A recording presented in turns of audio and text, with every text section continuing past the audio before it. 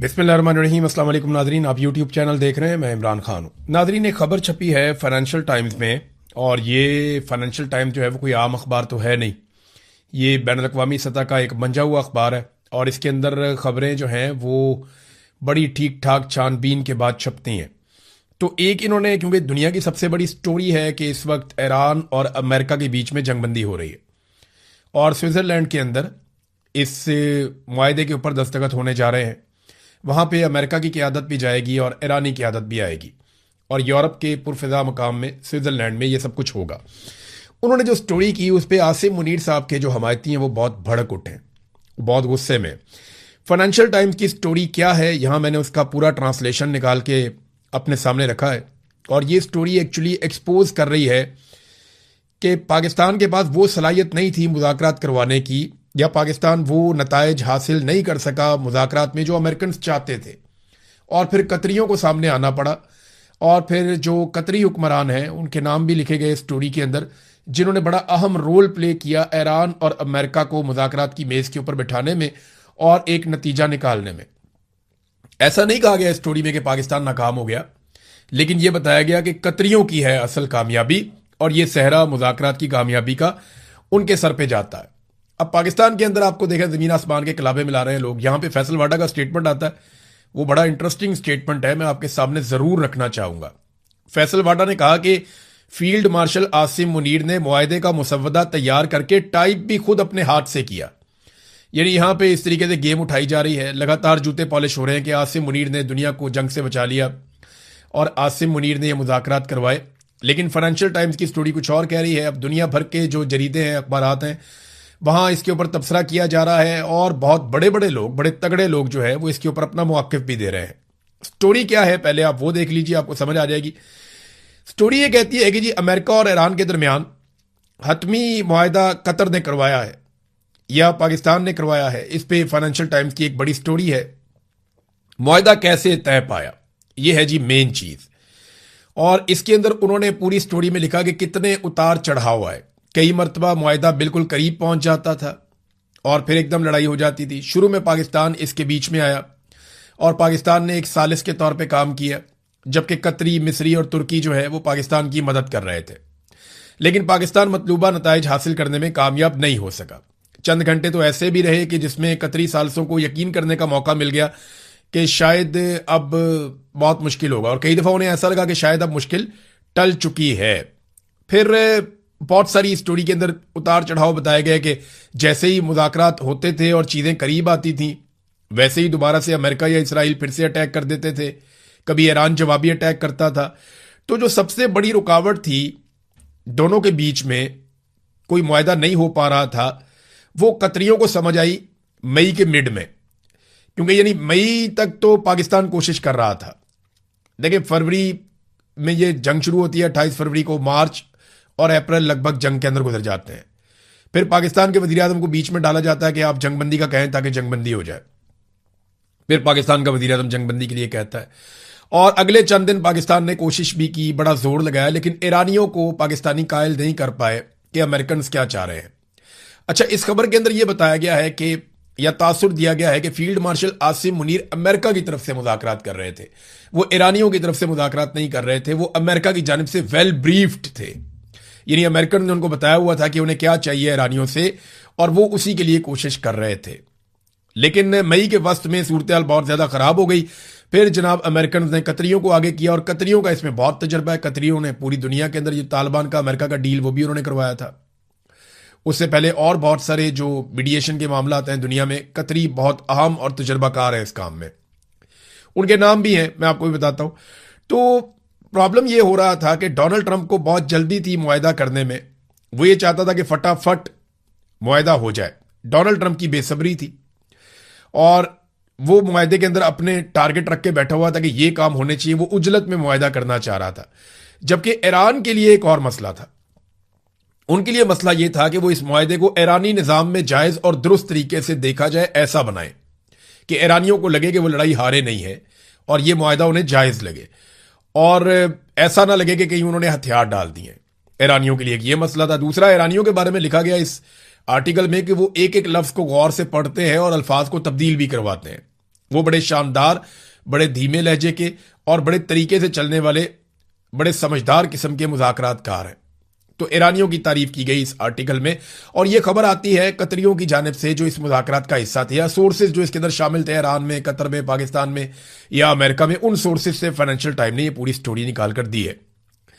अब वो ये बताते हैं कि जनाब एक मौका ऐसा आया कि जब डोनाल्ड ट्रंप ने ईरानी तजावीज़ को कचरे का एक टुकड़ा करार दे दिया, और फिर उसके बाद वाशिंगटन ने कतर को कहा कि आप आगे बढ़ें, और मई के वस्त में ये लोग बीच में आते हैं। इनमें अली अस-सवादी और हमद अल-कबेसी, ये दो अहम ऑफिशियल्स हैं, बहुत अहम लोग हैं कतर के। ये इस मुज़ाकराती अमल का हिस्सा बन जाते हैं और ये बार बार तेहरान के दौरे करते हैं। यानी ये ईरान गए और खुफिया तौर पे गए, इन्होंने किसी को नहीं बताया कि ये ईरान जा रहे हैं, इन्होंने खुफिया ईरान के दौरे किए, बार बार किए। अमेरिका को इस बात का पता था, लेकिन ये पब्लिक नहीं करते। कतरियों की एक खूबी ये है कि वो जो भी मुज़ाकरात करवाते हैं वो खामोशी के साथ काम करते हैं, वो अपनी पब्लिसिटी नहीं करते, उन्हें शोर डालने का शौक नहीं है, वो सिर्फ अपना टारगेट अचीव करते हैं। पाकिस्तान ने रोला ज्यादा डाला हुआ था, काम पाकिस्तान कर नहीं पा रहा था इस आर्टिकल के मुताबिक। फिर उन्होंने कहा जी कि मुज़ाकरात अभी काफी आगे बढ़े ही थे कि ईरान पर अमेरिका और इसराइल ने दोबारा हमला कर दिया और दोबारा से हालात खराब हो गए। और 2 मरतबा ऐसा हो चुका था कि जैसे ही मुआहिदा चल रहा होता था, मुज़ाकरात चल रहे होते थे, तो बीच में हमला कर दिया जाता था और हालात खराब हो जाते थे। फिर मंगल 19 मई को कतरी वफद नायब सदर जेडी वेंस और स्टीव विटकॉफ और जेरेड कुशनर को ब्रीफिंग देने के लिए वाशिंगटन पहुंचा, और उन्होंने गजा में इसराइल हमास जंग को खत्म करने के लिए डोनाल्ड ट्रंप के मंसूबे पर उन्होंने कहा ये काम करें आप फटाफट, क्योंकि अगर आप वहां पे लड़ाई खत्म, देखिए इन्होंने इससे पहले काम किया था हमास की और इसराइल की जंगबंदी के लिए भी, और अब ये बार बार ये समझा रहे थे कि इसराइल जो लबनान के ऊपर अटैक करता है उससे प्रॉब्लम क्रिएट होती है। तो जून में फिर लबनान के ऊपर अटैक किया गया, फिर ईरान ने भी वापस हमला किया, फिर बार बार झड़पें होती रही, लेकिन मुज़ाकरात साथ साथ चलते रहे।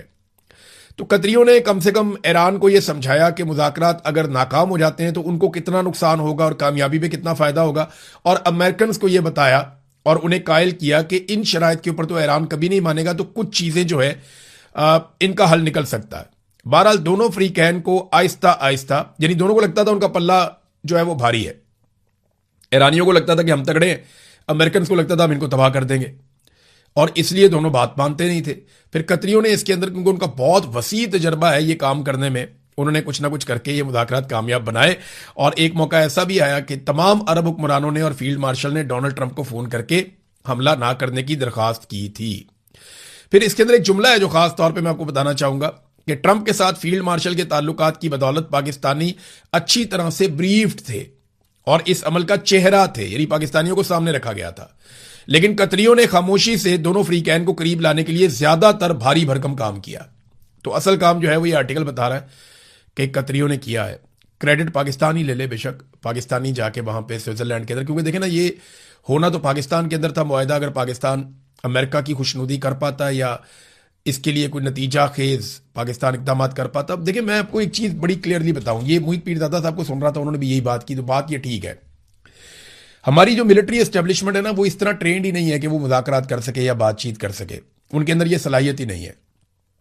अगर उनमें यह सलाहियत होती तो बांग्लादेश थोड़ी टूट जाता, अगर ये सलाहियत होती तो वो इंडिया के साथ अपने मामलात बातचीत से हल कर लेते, सलाहियत होती तो अफगानिस्तान के साथ अपने मामलात बातचीत के साथ हल कर लेते, अगर सलाहियत होती तो पाकिस्तान के अंदर जो बलूचिस्तान से लेकर खैबर पख्तूनख्वा तक आग लगी हुई है वो आग ना लगी हुई होती, बातचीत करने की सलाहियत होती तो आज कश्मीर के अंदर लोगों का खून ना बह रहा होता, बातचीत करने की अगर सलाहियत होती तो पाकिस्तान तहरीक इंसाफ की मुखालफत में जो दर्जनों लोग कत्ल कर दिए गए, पाकिस्तान की मईशत का बेड़ा गर्क कर दिया गया, तो ये ना हो रहा होता।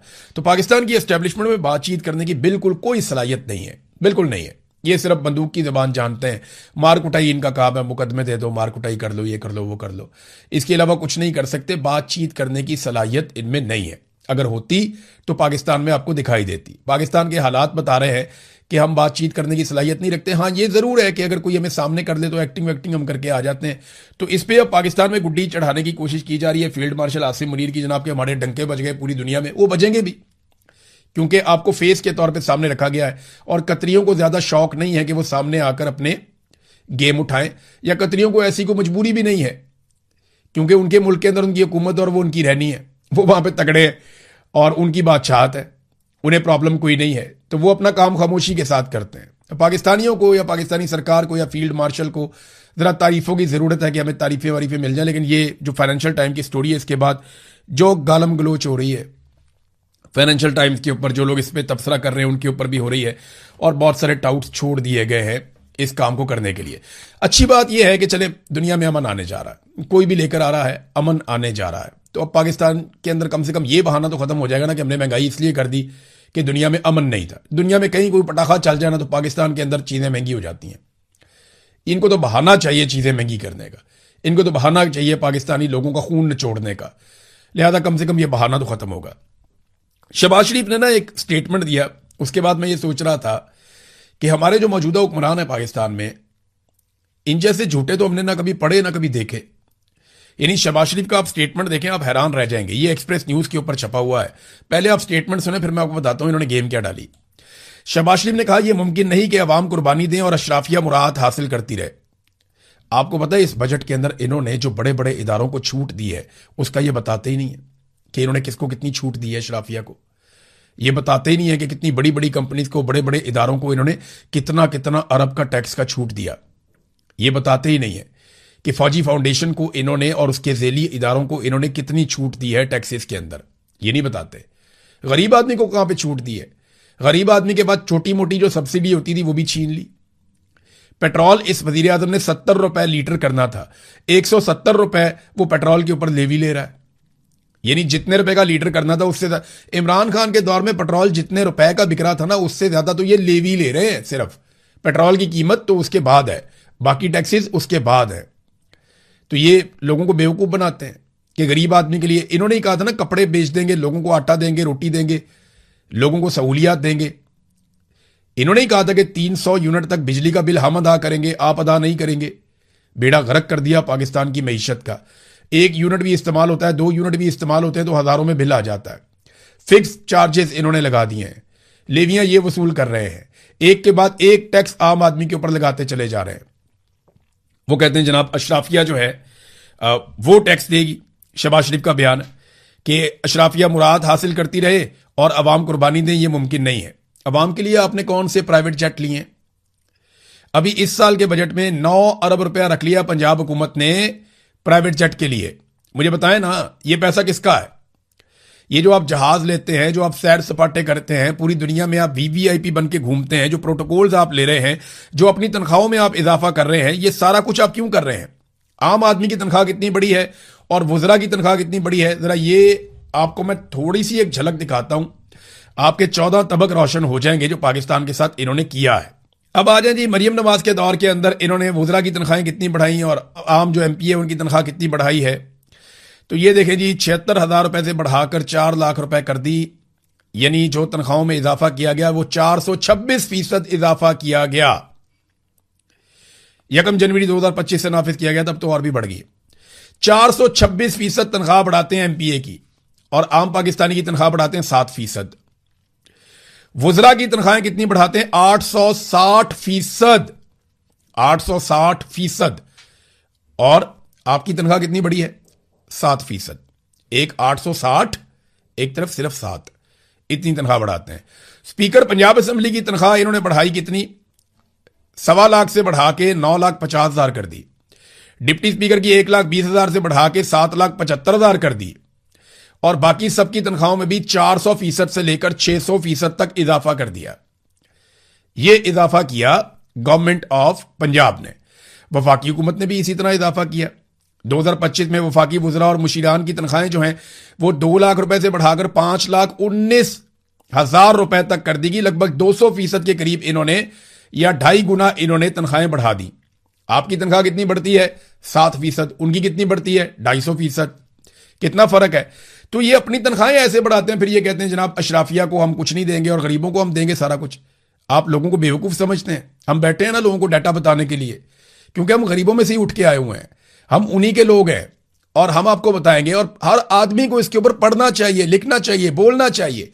आज सोशल मीडिया का दौर है, आप सारे ये आवाज उठाएं कि एमपीएस की, एमएनएस की, मिनिस्टर्स की, सेनेटर्स की, इनकी तनख्वाहें बढ़ी हैं जब से ये सरकार आई है। 400-400%, 600-600%, 900-900% तक इनकी तनख्वाहें बढ़ी हैं और महंगाई भी इसी रफ्तार से बढ़ी है। आपकी तनख्वाहें कितनी बढ़ाई गई? आपकी तनख्वाह बढ़ती है 10%, 5%, 7%, और इस मरतबा 7% की तजवीज दी गई है तनख्वाहें बढ़ाने की। और इसके अलावा जो इनके TADA हैं, आनियां जानियां हैं, इनके जो प्रोटोकॉल्स हैं, इनको जो घर मिलते हैं, इनको जो अलाउंसेस मिलते हैं, वो इसके अलावा है। जो इनकी तनख्वाहें बढ़ी वो बाकी सारी चीजें इसके अलावा है। तो ये शहबाज शरीफ साहब जनाब इतने ढिले मुंह के साथ झूठ बोल देते हैं कि जनाब ये मुमकिन नहीं कि अवाम कुर्बानी दें और अशराफिया मुराद हासिल करती रहे। ये झूठ बोलते हैं। इमरान खान साहब के बारे में नादरीन दो बड़ी अहम खबरें हैं। उनके दो केसेस हैं जो लगने जा रहे हैं सुप्रीम कोर्ट ऑफ पाकिस्तान में। पहला केस इमरान खान साहब का जो सुप्रीम कोर्ट ऑफ पाकिस्तान में लगेगा वो उनकी बहन की जानिब से है कि शफा इंटरनेशनल अस्पताल में उन्हें मुंतकिल किया जाए और उनका इलाज उनके ज़ाती मुआलिजीन की मौजूदगी में किया जाए। ये उनकी बहन उज़मा खानम ने ये दरख्वास्त दी थी। एक तो ये केस है। दूसरा केस इमरान खान साहब का फैमिली और वकला और पार्टी के जो लोग हैं उनसे जो मुलाकातें करवानी हैं, अदालती हुक्म के बावजूद वो मुलाकातें नहीं हो रही। इस पर भी एक समाअत जो है वो सुप्रीम कोर्ट ऑफ पाकिस्तान में होने जा रही है। ये दोनों केसेस की समाअत कल हो जाएगी। अब देखते हैं कि इसके ऊपर क्या नतीजा निकलता है। लेकिन सुप्रीम कोर्ट ऑफ पाकिस्तान इंसाफ दे सकती है अगर वो चाहे तो, लेकिन नॉर्मली हमने पाकिस्तान में इंसाफ होता हुआ नहीं देखा। नादरीन, नवाज शरीफ साहब ने बिलाखिर एक स्टेटमेंट दिया कश्मीर के हवाले से। उन्होंने कहा कश्मीरी अवाम पाकिस्तान से अपना नजरियाती और फिक्री रिश्ता बरकरार रखते हुए पुरअमन रहें, धरनों को खत्म करके बामकसद मुज़ाकरात करें। नवाज शरीफ साहब ने ना किसी मुतालबे में कोई बात ही नहीं की कि मुतालबात जायज़ हैं नाजायज़ हैं, कश्मीरी क्या मांग रहे हैं, उस पर बात ही नहीं की। भाई इतना बड़ा लीडर है, 3 दफ़ा वज़ीर आज़म रह चुका मुल्क का, अपोजिशन लीडर भी रह चुका है, वज़ीर आला भी रह चुका है, उसकी राय कोई नहीं है। उसने अपनी राय नहीं दी कि कश्मीरी जो मांग रहे हैं वो ठीक है या गलत है। कश्मीरी अपने हकूक के लिए पुरअमन तरीके से एहतजाज कर रहे हैं, वो ठीक है या गलत है वो बात ही नहीं करते। मिलिट्री एस्टेब्लिशमेंट का चमचा बनकर रह गए मियां नवाज शरीफ साहब। ये उनकी हालत हो गई और अब वो गोलमोल स्टेटमेंट जारी कर रहे हैं कश्मीर के बारे में सिर्फ इसलिए कि आने वाले दिनों में कश्मीर में इलेक्शन है। और मियां साहब की जो दुर्गत बनी है पहले पाकिस्तान के इलेक्शन में कि उन्हें एक किराए की सीट दी गई, वो भी आधी रात को RO तब्दील करने के बाद यास्मीन राशिद ने मियां साहब को नाकों चने चबवाए हैं। मियां साहब की नाक रगड़ी है जमीन के ऊपर, यास्मीन राशिद ने तबाह करके रख दिया, बर्बाद कर दिया। लेकिन मियां साहब जाली सीट के ऊपर, चोरी की सीट के ऊपर आकर बैठ गए ढीठों की तरह। और अभी भी मियां साहब वहीं पे बैठे हुए हैं लास्टिक की शलवार पहन के। जो उन्हें मिलिट्री एस्टेब्लिशमेंट कहती है मियां साहब आगे कह देते हैं। अब कश्मीर पे गोलमोल स्टेटमेंट इसलिए दिया क्योंकि कश्मीर में भी आगे इलेक्शन आ रहा है। ख्वाजा आसिफ साहब की नादरीन गैरत जागी है। ख्वाजा आसिफ साहब ने एक बात की, उसका जवाब असद कैसर ने दिया। पहले जरा सुने ख्वाजा आसिफ ने बात क्या की। ख्वाजा आसिफ ने कहा कि हम असद कैसर के घर ISI अफसरान की मौजूदगी में बिल्स की नोक पलक दुरुस्त करते थे। ये ऐसा कहा जैसे ये रोज करते थे। लेकिन वहां पे जो असद कैसर है उसने ये कहा कि ISI अफसरान FATF बिल पर अपनी इनपुट दे रहे थे। ये हुआ था मेरे घर पे। यानी ख्वाजा आसिफ ये कह रहे हैं कि हमने एक कानून साजी करनी थी और ये FATF की कानून साजी थी।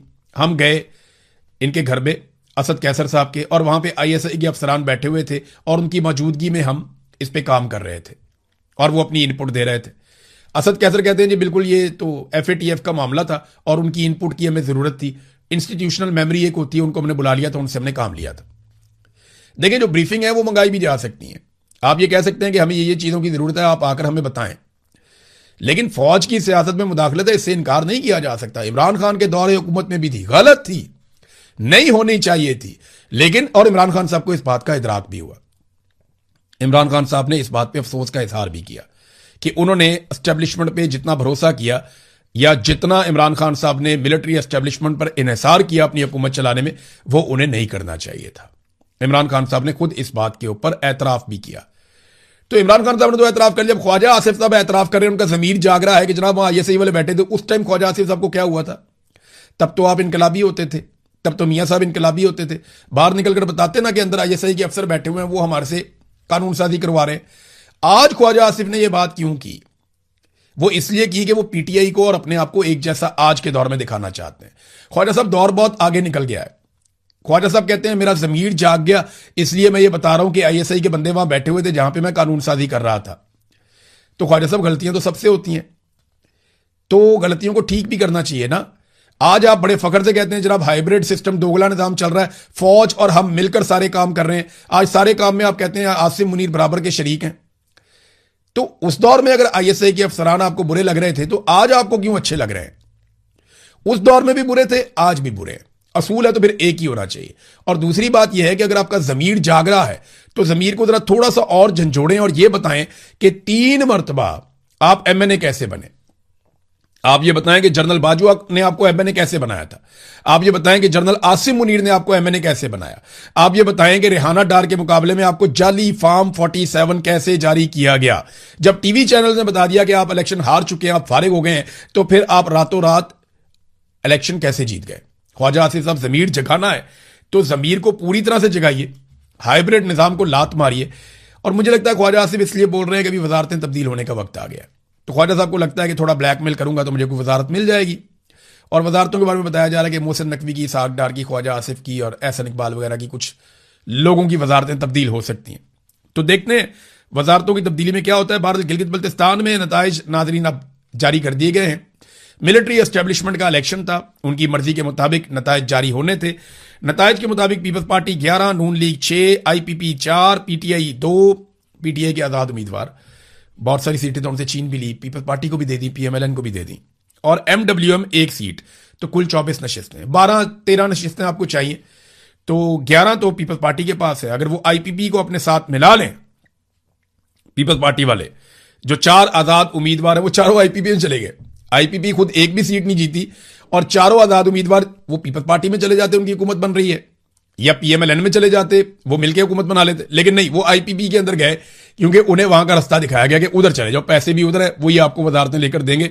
तो जनाब 4 उम्मीदवार चले गए गिलगित बल्तिस्तान के जो आजाद जीते थे, आईपीपी में चले गए और अब वो पीपल्स पार्टी के साथ मिलकर हुकूमत भी बनाएंगे।